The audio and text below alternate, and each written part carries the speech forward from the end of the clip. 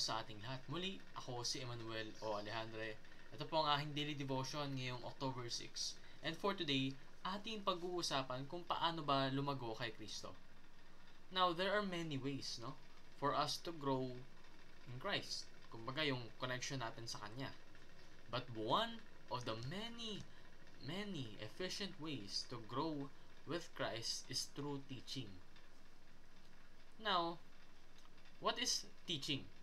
Teaching refers to the Spirit-enabled ability to explain God's Word clearly and apply it faithfully to people's lives.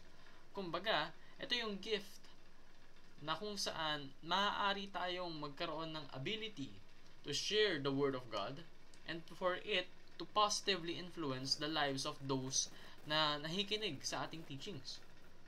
So,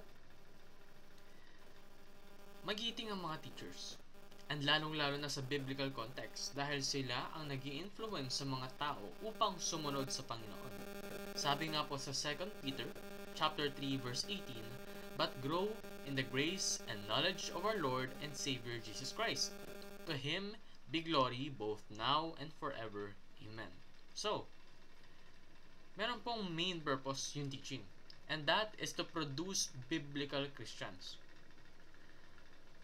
Well, sa mundo kasing ito, may iba't ibang purpose ng pagtuturo.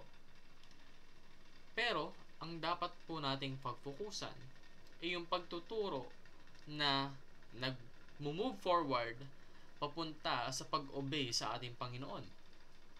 Mayroon po kasi tayong tinatawag ng moral teaching, no? Na kung saan, base sa ating mga lessons, meron tayong nahihinuhang lesson or moral idea na maaari nating ma-apply sa ating buhay. Pero hindi po dapat ito yung ating end goal. Dapat ito yung plus lang, no?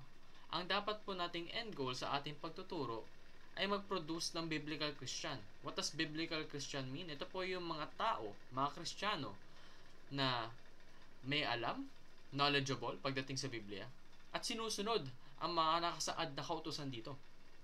So, dalawa yun, no? May kaalaman at sumusunod. Those are biblical Christians. And that is what we should aim towards. Pag tayo nagtuturo, sa pagtuturo natin, we should produce those types of Christians na kung saan alam nila yung word, sinusunod nila. And teaching to obey Christ is the core of discipleship. Kaya nga po tayo inutusan, no? Go and disciple all nations.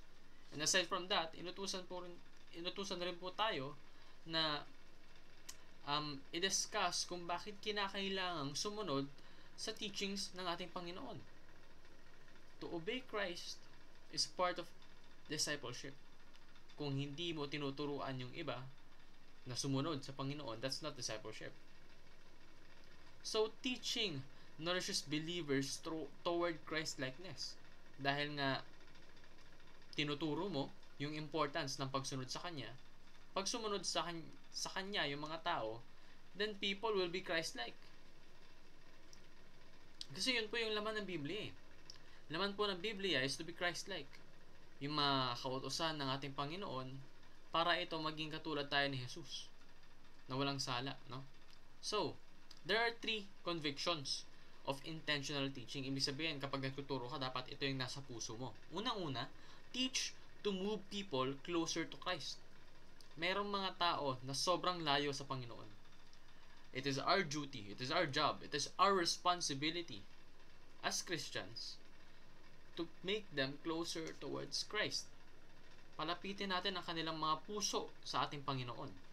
And teach them to be obedient people towards the Lord and His teachings. So yun, napalapit na natin sila. Pinakilala natin yung Panginoon sa kanila. They have become more knowledgeable about God. Bukod dun sa knowledge na yun, kinakailangan rin nilang sumunod.